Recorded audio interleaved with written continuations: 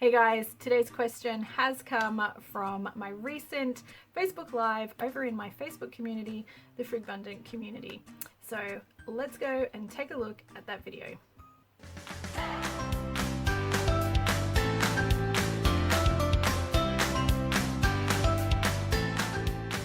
All right, Kylie has asked, can you share why you recommend or don't recommend the Snowball effect when paying off debt versus Scott Pape's Barefoot Investor Buckets? All right, so I do tend to, I do recommend, I try not to say that I don't particularly fall in one camp or another, but she's got me. It is true. I do prefer Dave Ramsey's Snowball method to paying off debt because basically I've seen better results with it. I've seen better results with it personally. That is the method that we used and it really did work for us. But also when I've worked one-on-one with people, I have found that people who are particularly very, very early days, they've come across Scott Pape, they haven't really been budgeting, they've got a lot of debt that they want to pay off. Scott Pape's bucket system seems like a really easy, straightforward answer, and I get that. But what I find is that a lot of people struggle to implement it early days. And the reason why they struggle is because I really honestly think that a percentage-based budget works great theoretically. Theoretically, it is a really easy way to distribute your income. In reality, in practice, I have very rarely seen it work off the bat. I think it's a great thing to work towards as a goal, much like we worked towards implementing our month ahead budget. I've seen great success with people who have worked towards implementing a percentage-based budget because it's easier down the track. And ultimately, we want to be working towards the things that are easy for us to implement because they're the things that we're going to stick with.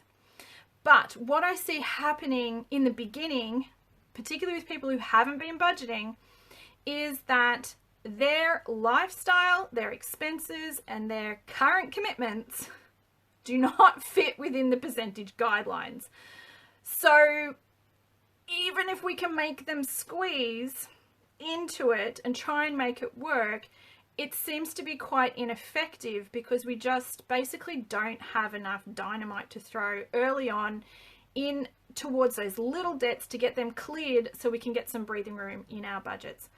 I'm going to be honest with you guys. I think most of the people, certainly everybody that I sit down and work with one-on-one, they've come to that point because their personal finances just are not working for one reason or another. And the thing is that we need to do some hard and fast things to get some breathing room into our budgets, because usually the reason why people are in debt is because, if we be really 100% honest, we've been living above our means and we've been doing things without saving up for them and working in that fashion.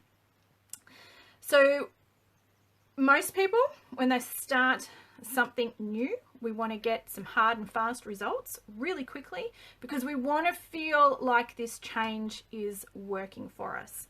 What I've seen with the debt snowball, because the emphasis is on paying off the smallest debt first and getting that cleared, we are working towards the aim of getting quick wins early on.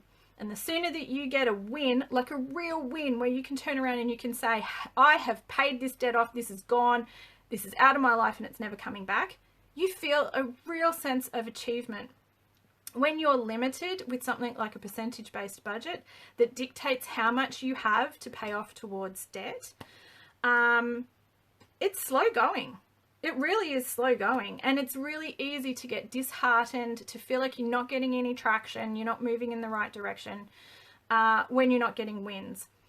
And from my personal experience, both personally myself and with working with you guys one-on-one, I think that the wins when it comes to paying off your debt and getting those successes happening is actually more important than having fun money and saving up for bigger goals and all those sorts of things, because we can step those into our debt repayment plan if those things are really important.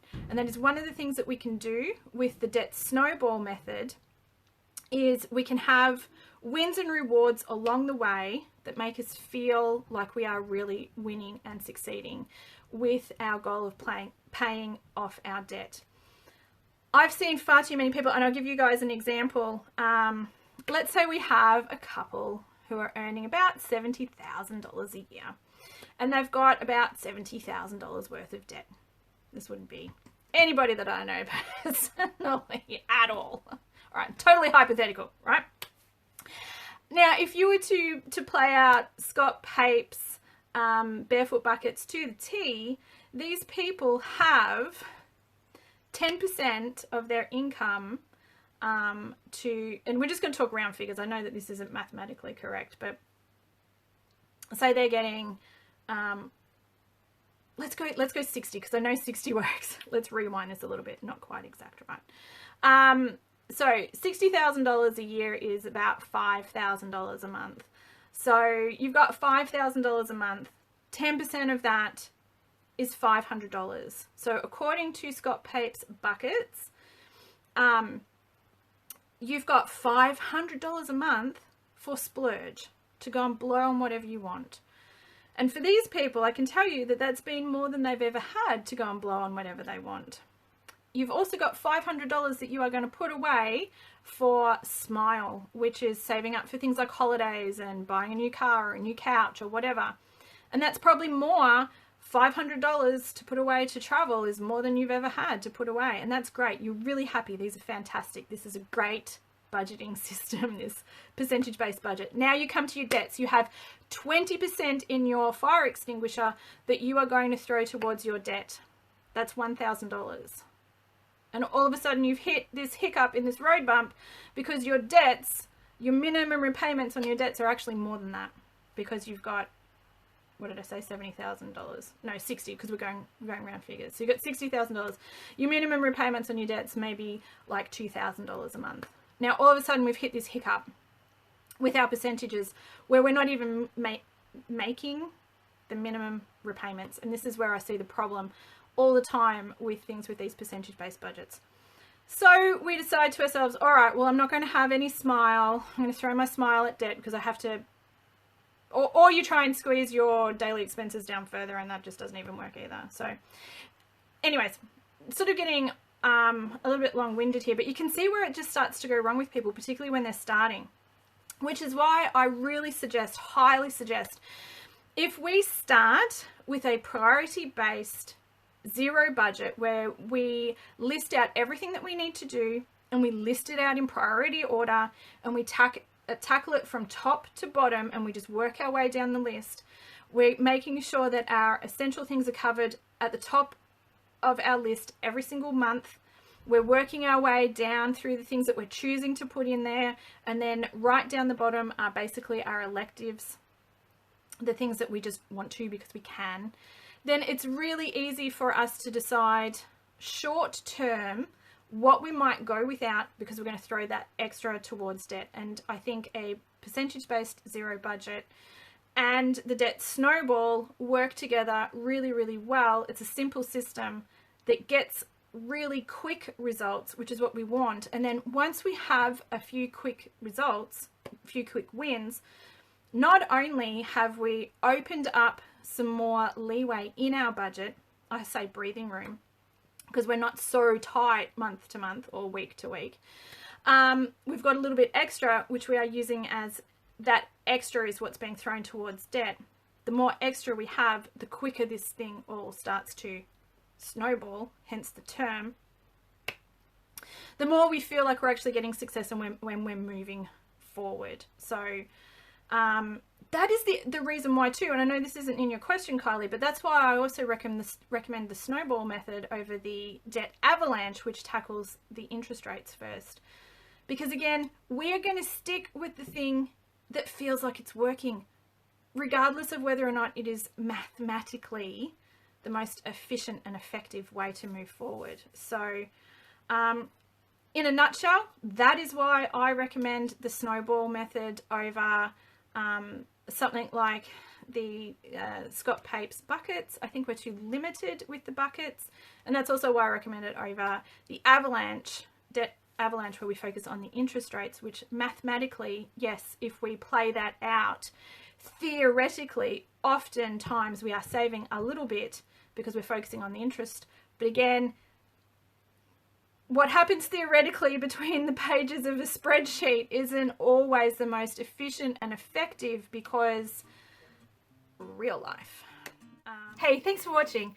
If you enjoyed this video, I would love for you to come and join us for our next Q&A over in our Facebook group. It is totally free to join, and I would love to hang out with you and get to know you a little bit better over there. I'm going to leave a link to the Frugbundant community on Facebook in the description below. All you need to do is click the link and say g'day.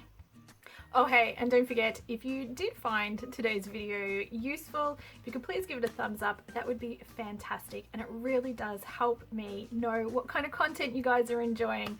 Don't forget, you can also hit that subscribe button down below so you can stay up to date with all of my latest content. I do have heaps of new videos in the works for you guys, so you too can get more bang for your buck, so you can live the life you want. Alright, I hope to see you in the next video. Bye!